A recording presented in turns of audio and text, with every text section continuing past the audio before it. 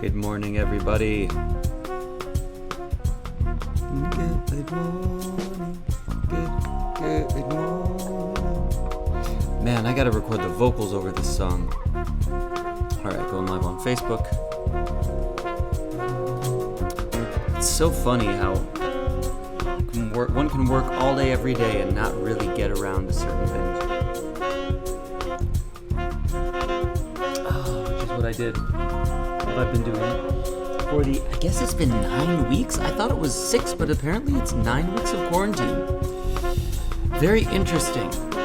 This morning, I welcome you with a nice little bug bite on the front of my lip. Can you see it? A little weird to have a bug bite you there. Kind of like the bug really just wanted a kiss. But you know what? It's okay. I'll take it during this time. During this period of isolation.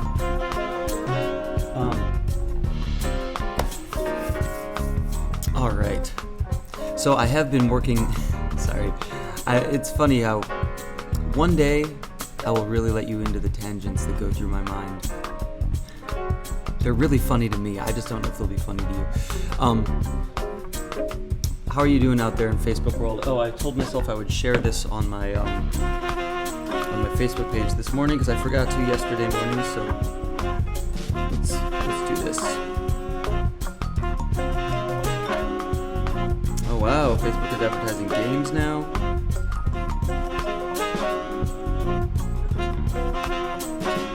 There we go.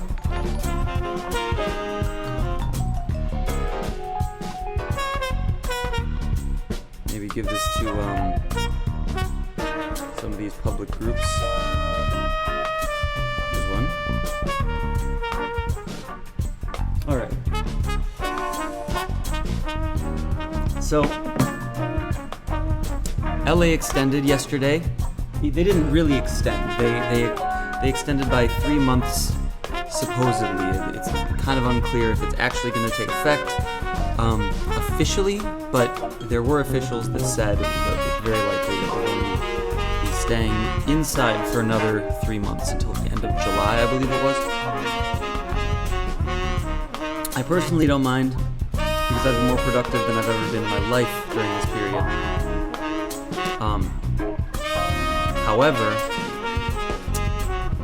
I know it's rough for a lot of people, and I hope that we can get through this as quickly as possible for the sake of all the people who don't have the luxuries that many of us have, because, yeah, it's rough if you're in, for example, India, where there's not really enough room to quarantine in a lot of the spaces there.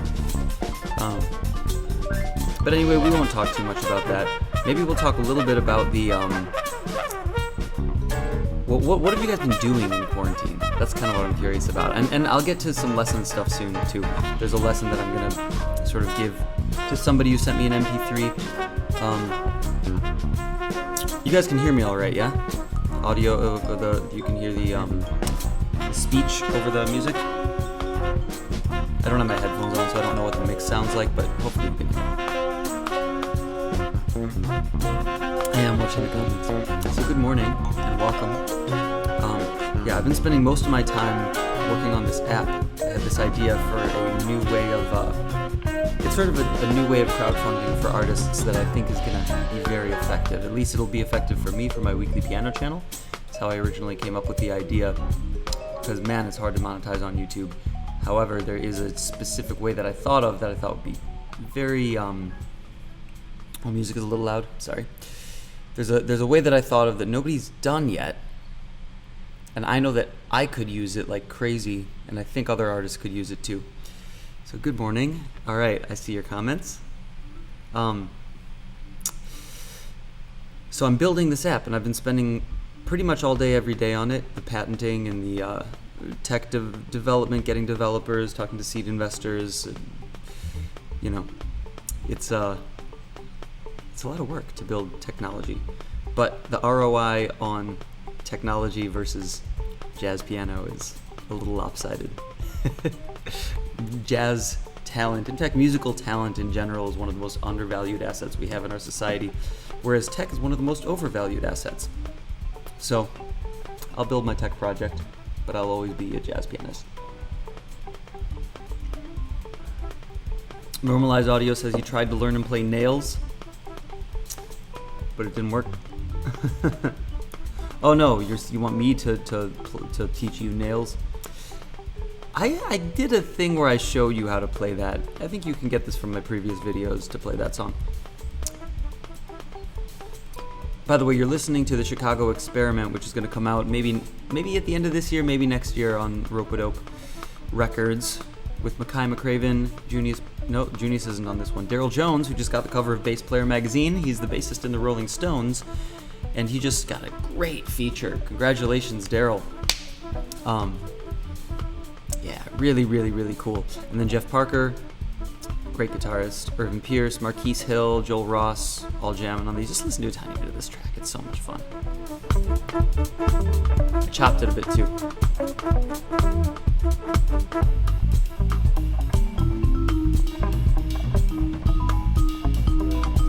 Joel, that motherfucker.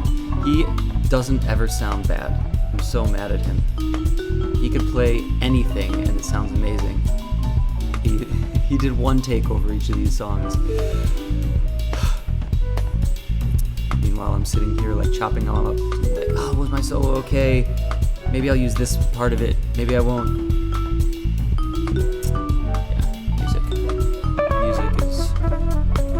It's easy and it's the easiest thing and the hardest thing in the world at the same time. Most great things have dichotomies built in. Little dance vibe there. So yeah, the setup is a little bit better this morning. I have a light on the background here, so now I'm not there was a fuzziness to the background behind me. Anyway, right now, so we're going to pause this and we'll get into the meat and potatoes of this episode. So somebody had sent me a solo. I teach, by the way. I do lessons online for those of you who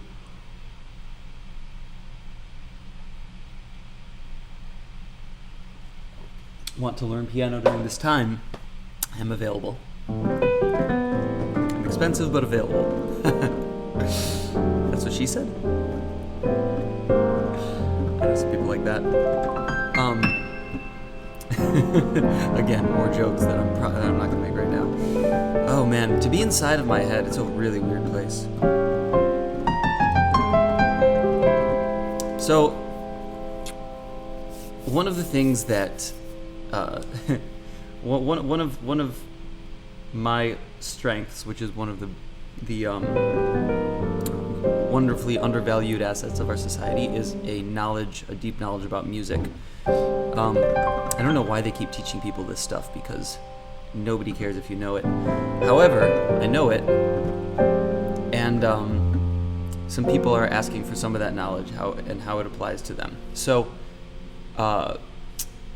I'm going to help somebody out right now. This is actually a friend who did a favor for me with some video editing, and I owe him a favor, so I told him I would listen to his solo and give him critiques, as long as he didn't care that I was very harsh. So this is going to be my actual opinions on a young guitarist who's learning, who's actually really good. So I'm gonna preface this by saying this is a good musician. I'm not going to say his name because he didn't want me to, because he's a little shy about me ripping him apart publicly. So he's a good musician, but there are issues that he can get over to become better, so I'm going to dive into those issues. I'm not going to talk about the good things, I'm going to talk about the bad things and how they can be improved, because that's how we improve. So first of all, let me know if you can hear this. I think you can. You can hear that music, right? Right? So you could hear that. Just give me a little nod, a little wink, a little something on the chat. I know there's a delay here too. So he played over the song "All of Me," and we're gonna start. As long as you know what, let me pull this up in another file. Save this fine. Save to downloads. I don't care. Let's open it up in QuickTime. Yeah, let's do QuickTime. I really hate iTunes. Hate is a strong word, and I hate iTunes. All right, QuickTime.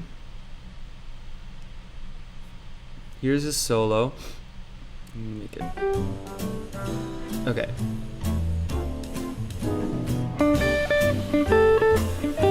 So it's over All of Me. And, you know, the song.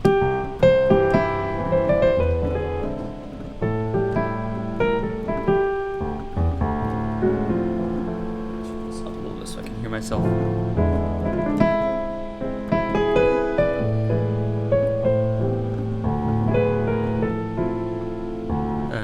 That probably says it.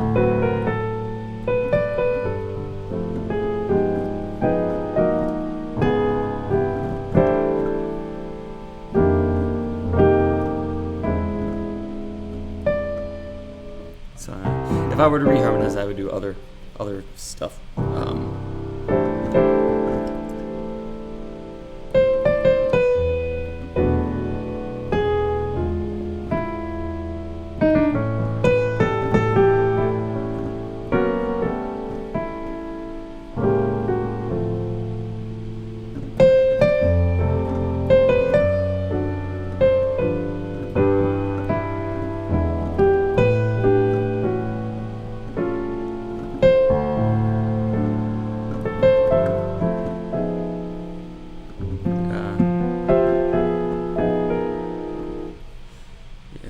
Well, okay, I'm not gonna.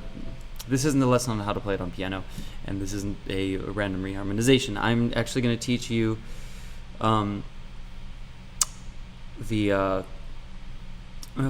tone scale can be used on that. But so the thing I'm going to go into here, and one of the most important things, is to not really care about that. Like using the whole tone scale, using 9s, using 13s, all of that stuff doesn't matter if you're not speaking with it and you're not saying something. So I'm gonna now like listen to the beginning of this, and I'm gonna stop it when I have an opinion, and I'm just gonna keep going. So again, this is a talented young guitarist who's good at guitar and good at music. So I'm just gonna speak about the things that can be improved. Okay? So here it is.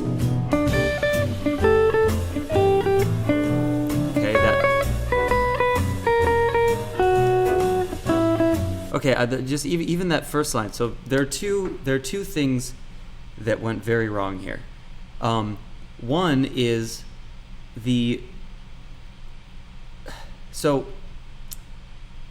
okay, let's first actually talk about the thing that went right. He used a phrase and then he echoed the phrase with a similar rhythm. That's okay to do, but if you do that, that's good to do in exercises, like to do an exercise where you go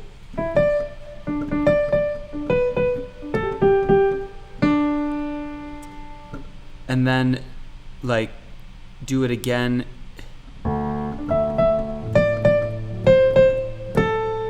That's okay, but but it's boring if you just do it like that.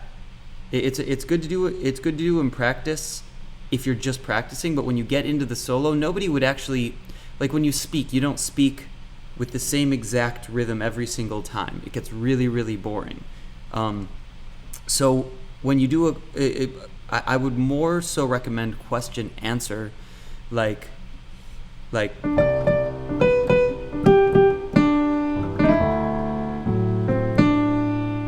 right, something like that would have been, because then you can sort of hear that first phrase layered over the second phrase, and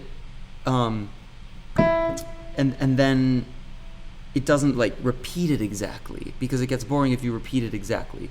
So, but then you have to think of this. Okay, and I'm stumbling over this a little bit because there's another deeper issue, which is why in the world would you use all of those upper extensions as your first entire melody over, like, so all he did was he played a G chord, a G major scale over the C, which gives you the 9, the 7, the 5 and the 9 again. So it's an unstable way to start, but it could work if you then gave it a little more stability afterwards. So you could go,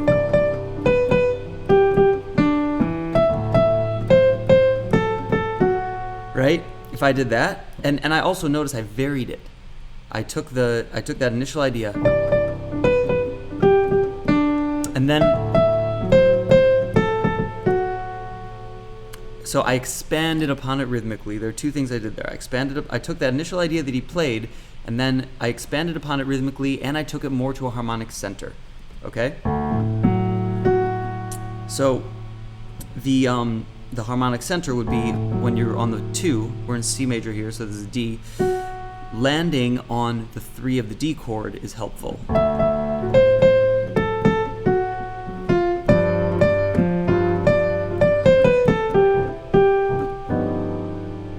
Right? So something like that, I'm taking it back into the harmonic center. Now what he did is he kept it way out of the harmonic center and used the same exact rhythm. So it ends up not really making sense. So let's listen to it again.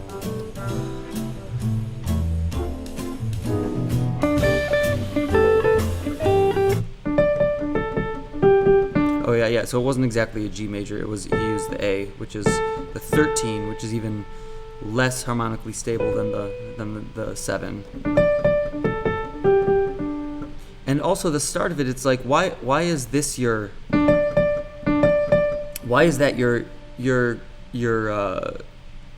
ghost note there, or your grace note leading up to that? It could be.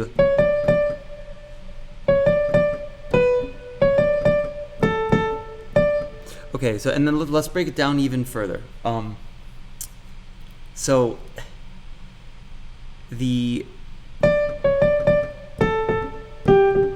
this first phrase, like, let's listen to it again.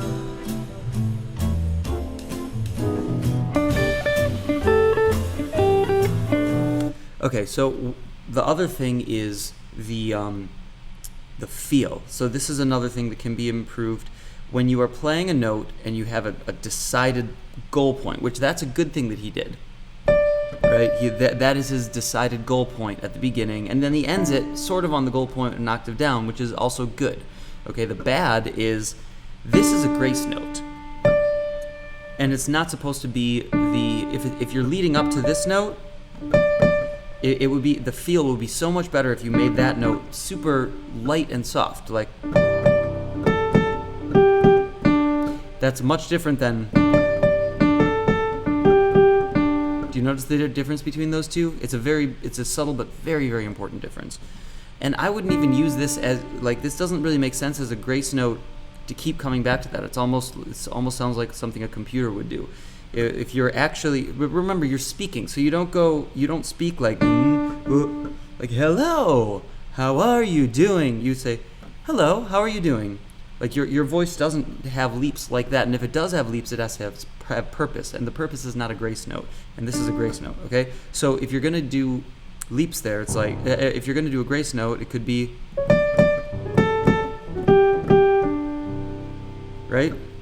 And also, I made the rhythm a little less square. It's a pretty square rhythm that was used here.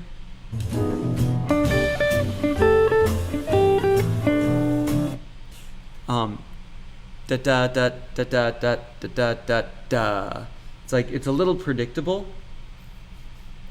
And that's something that's a little less hard to say why the predictability, why that is predictable, whereas something subtly different wouldn't be. But to get deeper into that, I would recommend hours of listening to Count Basie, because Count Basie's band had they very accurately described the language, or very accurately used the language that was prevalent throughout the entire culture of big band music, and codified it into this, like, this nugget, these pieces of vocabulary that he used over and over and over again. And if you can internalize those, then you'll hear what feels good.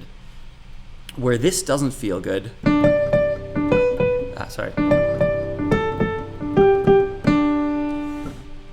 but this does, right?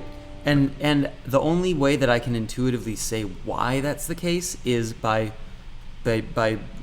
going back within my memory to like Splanky or one of the Count Basie tunes that was so popular, and hearing the rhythmic precision and phrasing that they used in that. So I would highly recommend for any pianist out there, or this is a guitarist, and a guitarist too, like go get the Basie voicings that he had laid out in his big band, and then the rhythms. And I actually have some lessons on that on my weekly piano channel, I think, in my Jazz for Classical Musicians, or Jazz for Classical Pianists videos, I'm pretty sure. So something like that. And now let's go on to this, because I'm spending a lot of time on this first line. Actually, no, on this first line I'm going to go a little bit deeper. You can tell a lot about somebody's playing from a single line, by the way. So the other aspect I'm going to unpack about this line, and this is recorded, so you can, the guitarist I'm doing this for, you can keep going back and like break these parts down, because these are all very important things for you to improve upon. Just the eighth note feel in general. Okay, let's listen to the eighth note feel.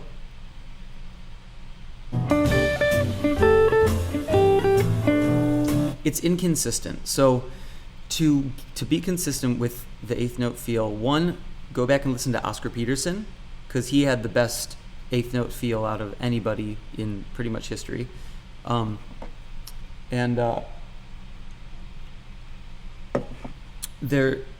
But then also, you know, take a line. You could take that line and put on. Okay, here's a great app, Drum Genius. Use Drum Genius. Get like a medium swing.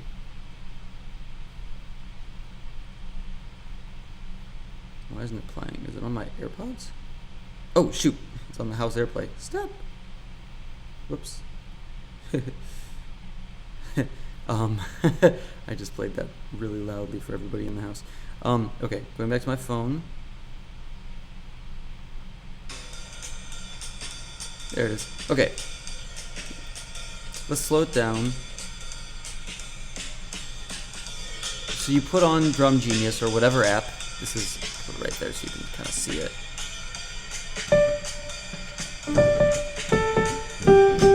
Whoops. I'll put it up there.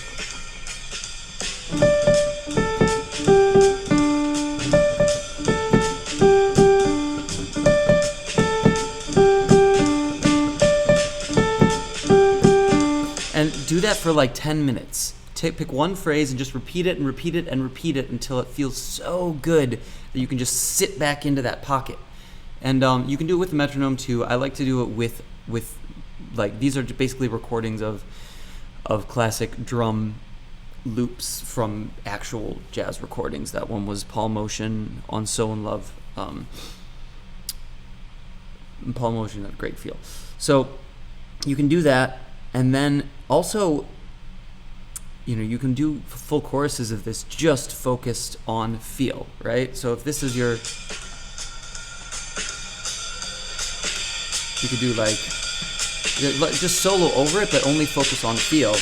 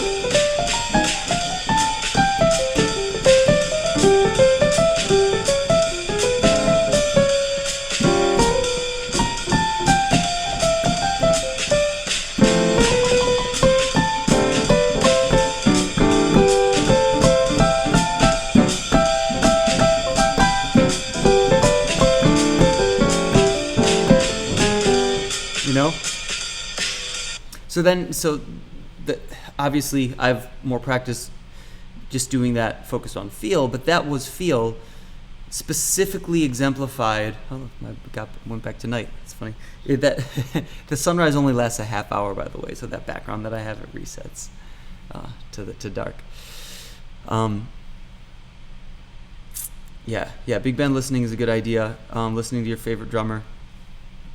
But then, now notice the difference between that feel and this feel, and it's very important because feel is the thing that immediately catches you, okay? If all of these notes had been played and it was a good feel, you'd be able to listen to it and sit back into it. But because the note choices are questionable and the feel is also questionable, then it creates this uneasy feeling. So let's just go into note choices a little bit more before I end this critique.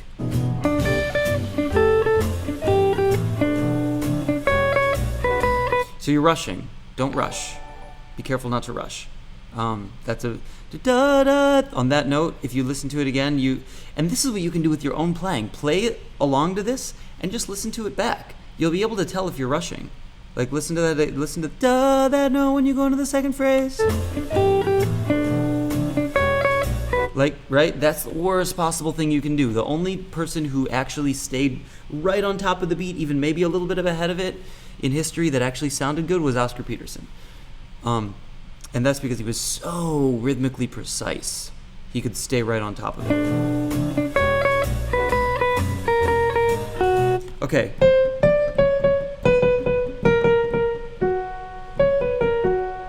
So I don't know. Okay, I get what you did there, and I see why. The reason that it didn't work was because. So it's just too far beyond. It's too far away from the harmonic base of the note of the chord that you're on, right? So I get it. You're using upper extension 9, 13, 5 to 9, and then 13 again because you used the 13 before, which it would make sense, right? Theoretically, to the 5 to the sharp 4 or the sharp 11. To the 9, and those are similar. I see why it would theoretically seem to work.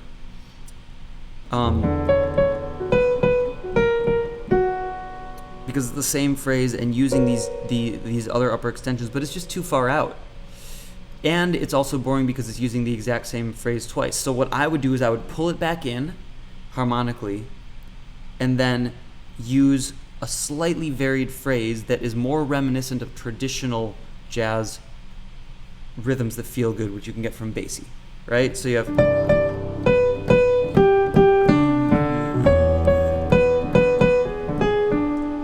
right? That's even a little bit better. That wasn't great. But I varied the rhythm and I took it to the I did start on the 13 like you played before.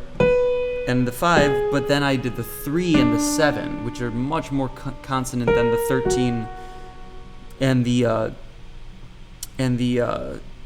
9. Or another thing you could do is vary the phrase more and focus more on a single note. If you really love that sharp 11, you could do that, and that would sound like this.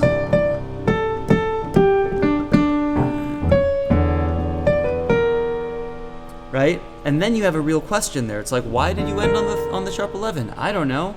Maybe it's so that you could go to the 9 of the next chord.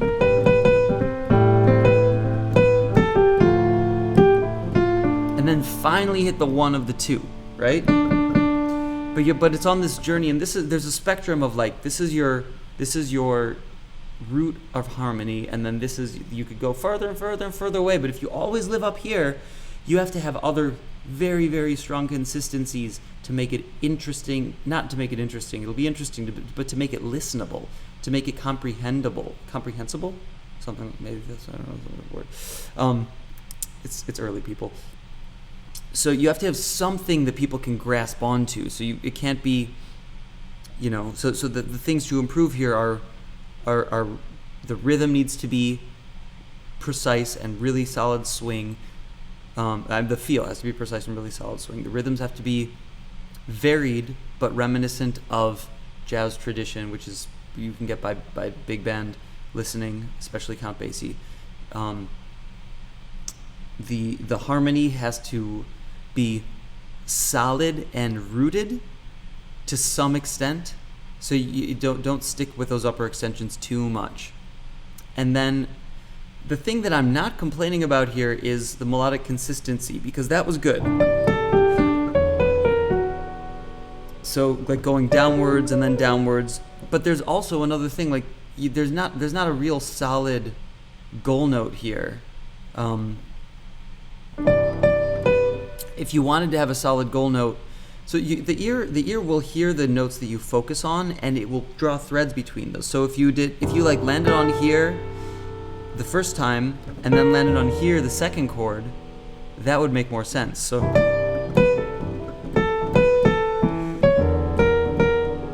that makes a lot more sense, right?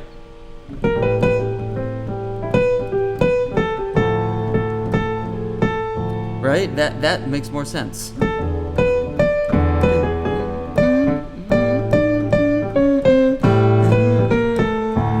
So what I did there was I took da, da, da, da, da, and then I displaced it and did the same phrase leading downwards but at a different point in the bar. Da, da, da, da, da, da, da, da. Continue with that motif.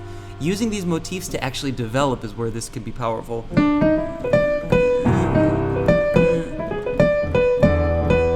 Right? So what I did there, that's an idea, and then I morphed that same exact idea to be over this second chord. Right? Hey, more people logging on. The Priest 82, interesting name. I'm doing well. So, and this is actually another very important thing that I think could help you with this is ideas are agnostic of chords. What do I mean by that? When you have an idea, the ear will hear that idea no matter where you are harmonically. So when I go, if I do that here, and then I do that here, it still sounds like the same idea to the ear. So if you vary a little bit over the second chord and make it work over the harmonic landscape of the second chord, it will be very interesting if it's the same idea, because then your landscape is moving, but you're still staying the same.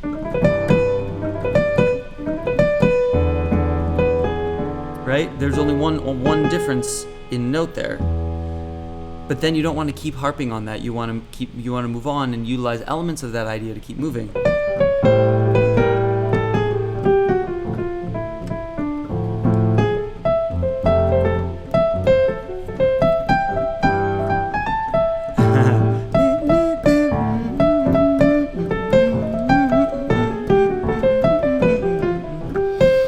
And so what I did there was I used the original phrase, but I used it upside down. Right? Or maybe it's...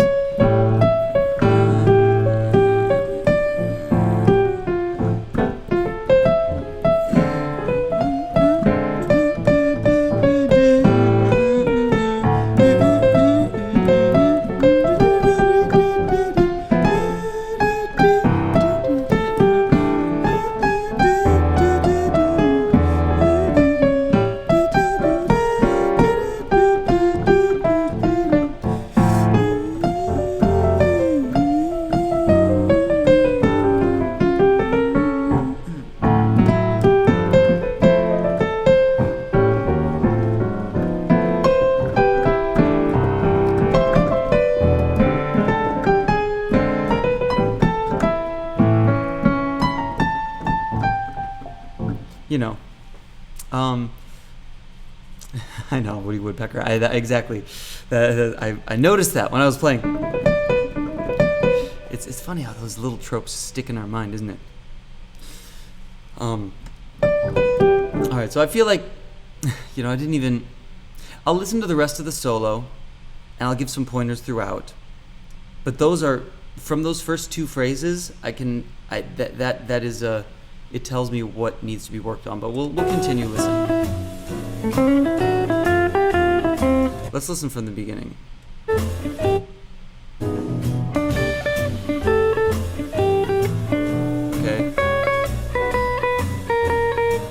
I would have varied those phrases, work on rhythm. Yes. Okay, same thing there. And I know that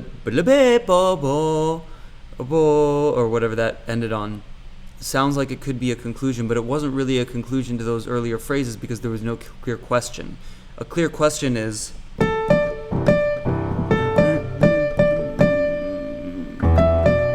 that's a question, and then the answer could be,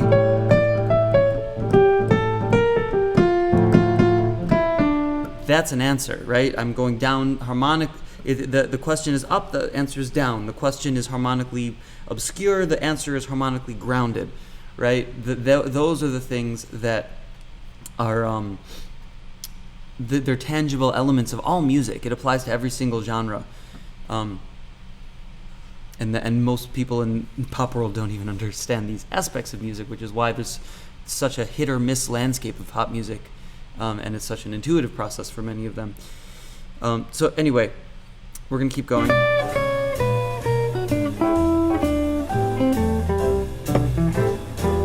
Okay, that last phrase, don't ever use the regular blues scale over a like, you got to pick your notes in relation to the scale. Keep your melodies consistent within relation to each other or in relation to the home key if you want to be easy on yourself, but the harmony has to be relative to the key that you're on. And so never play a phrase unless it's an intense superimposition, and there are some superimpositions that work really well, like over the 5 using the flat 6 with the minor 3 with the major 6 and 7. That's a great superimposition, but like, and you can go far out with other superimpositions, but it has to be intentional, and it can't just be a blues scale that you know how to play in some random key that then you play a line in that key, because then it'll be so obvious. So don't do that ever. Wait, what just happened?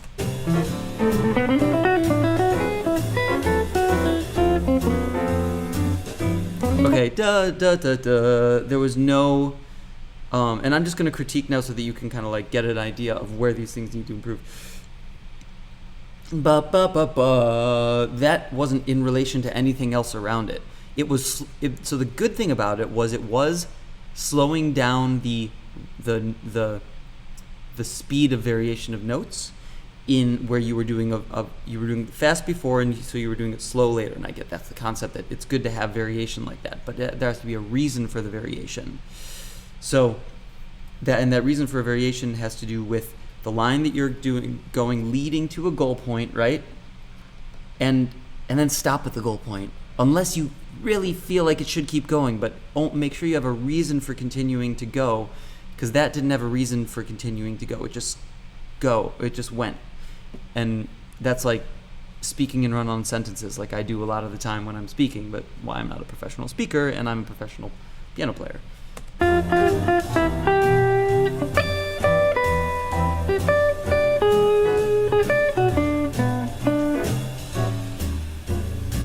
So there was no goal there.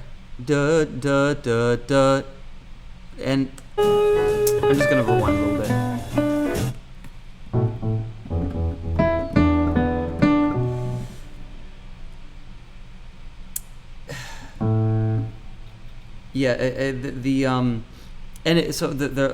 Actually all the things I said about the first 2 phrases apply to that. It's the rhythmic feel, where it lies in relation to the changing chords, how it relates to the rest of the motif that is being set around it. By the way, people are asking, who are just logging on, they're asking what we're listening to. I'm giving a little lesson to somebody who asked. He did me a favor editing some video, and I told him that I would listen to his solo online, and I would give him a little lesson on it. So I'm giving him a little lesson on it. A good guitarist. I'm only talking about the things that can be improved. I'm not talking about in general the things that are great about it. So, don't get too discouraged. By the way, I wish somebody would have done this for me when I was 21 years old. Jesus Christ, I could have learned so much if people had actually broken this shit down for me.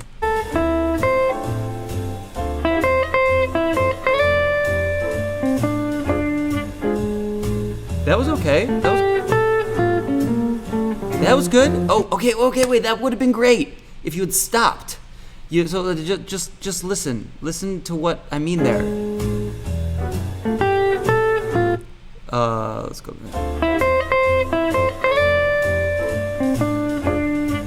That's a nugget, right? No, so that would have been a great ending, and the notes that you're ending on are close to each other, so the ear grabs them and puts them together into this nice little package. But you kept going, so it made it meaningless. So you stop when it ends. That's the thing that also people, you could go like.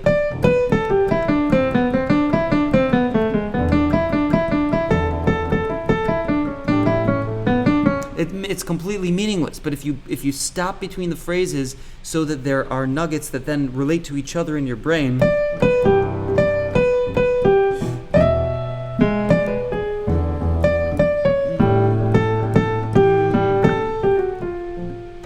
right? And then just let it be. Let it sit in the mind.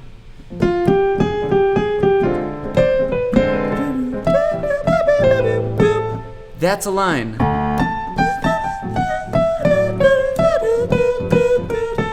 That's another line that relates to the previous line. That's why it makes sense, right? Let's just keep going.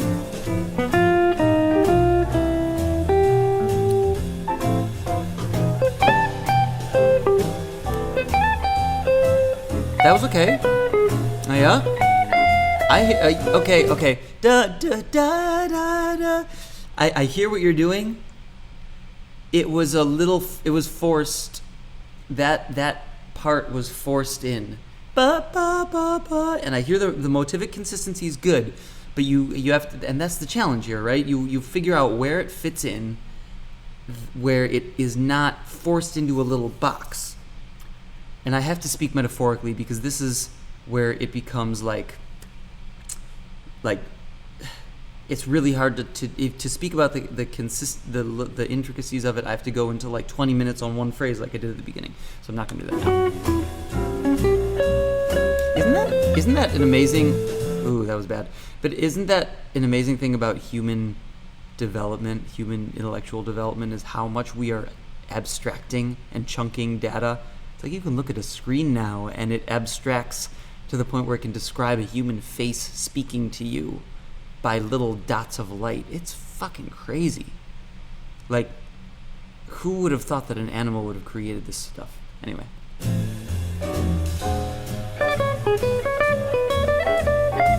Okay, don't play faster than you can. That's something that I struggle with. Don't go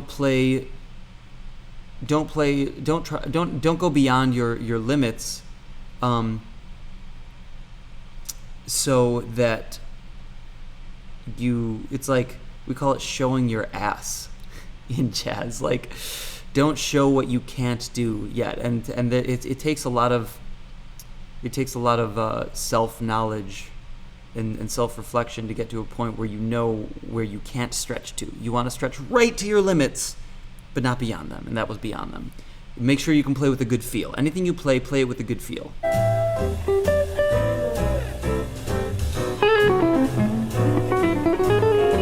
Same thing there. And so that was obviously, that was a line that you've played a million times, and it was fast. There are actually some very successful jazz artists that just do that play lines that they know and superimpose them over everything that they do.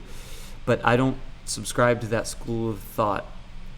Even though I do it sometimes myself, it's hard to not do it. But it's something that I try to avoid, because it usually doesn't sound as good as if you actually hear an idea that works specifically over that context and you're focused on the context and then creating something that is unique to that.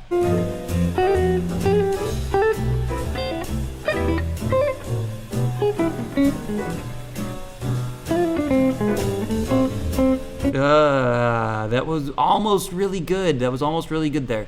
Listen again.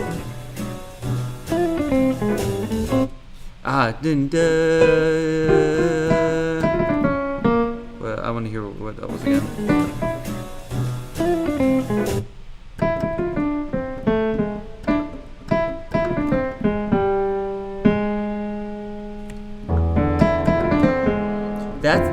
those are great notes to use. But then, rather than paying attention to the harmonic landscape and doing something that fits in the harmonic landscape, you used a trope from some other like bluesy lick that you had that didn't actually work over it. Right? Good. Bad. That is, there's no need for that. It's meaningless. That would have been meaningful. This is meaningless because it's just your blues. Like whatever that, like 7-1-3, doesn't really. Well, just anyway, I gotta end this because I told myself I would only go a half hour. Okay, that was pretty. That was okay. So what that had nothing to do with anything around it. Make sure everything you're doing has something to do with everything around it. That was just out of nowhere.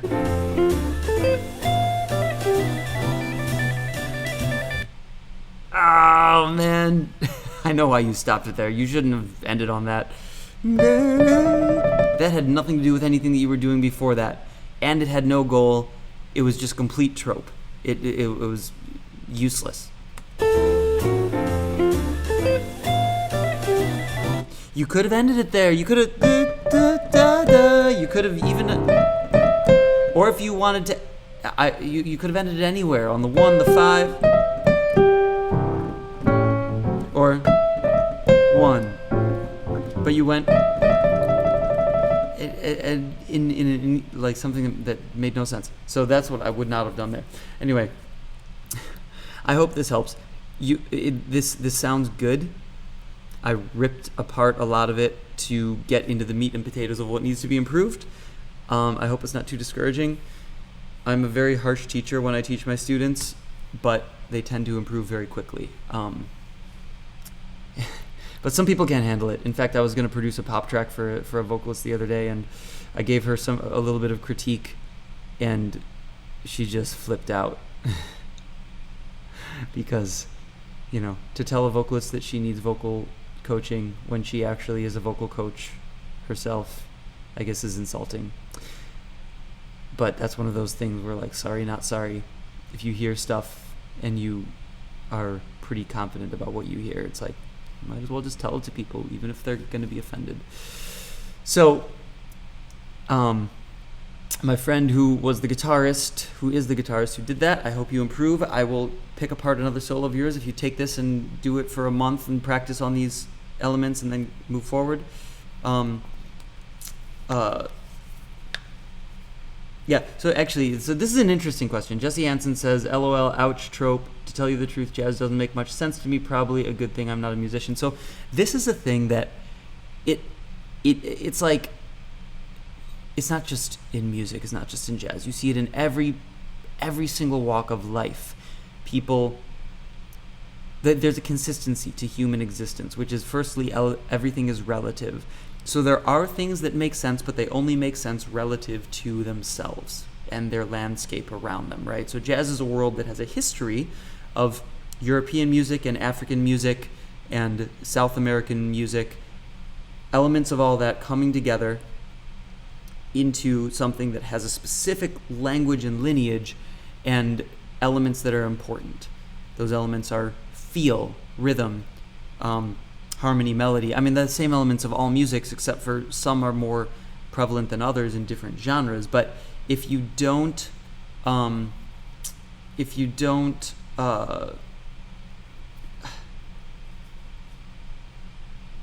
do I say this? If you don't understand the vocabulary, then it will sound like gibberish. It's like if you go to Japan and you don't know Japanese, it's like hearing Japanese is going to sound like gibberish. But there's substance to it. They're definitely talking to each other.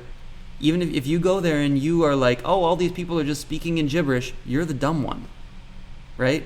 If you listen to jazz and you're like, this stuff doesn't make any sense, then you're the one who doesn't know the vocabulary, right?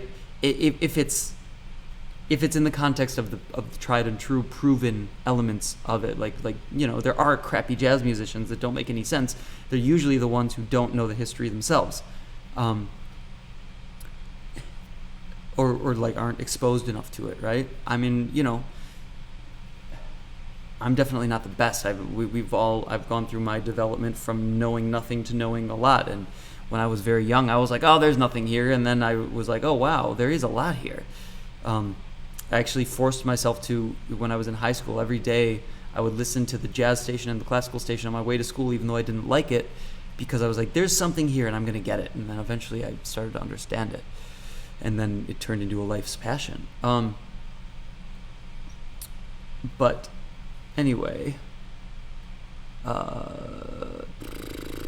what else? Yeah. Anyway, that's all we got. That's all we got for today. I gotta go. I got a lot to do. I gotta work on this app. Stay tuned for it. It's gonna change the world. Thanks, Lucas, for subscribing. Oh, man. So much to do, so little time, even though we're in quarantine. Have fun in LA for the next 3 months. I'll be on here every day for a little while. Actually, I will be changing the time, so stay tuned. If you go to gregspiro.live, I'll put up the schedule there, and on gregspiro.com. And so, anyway, stay tuned for more episodes and watch for the schedule on gregspiro.live and gregspiro.com for when I'm going live, because it might not always be in the mornings. Love you guys. I will talk to you very soon. Bye, bye, bye, bye, bye, bye, bye.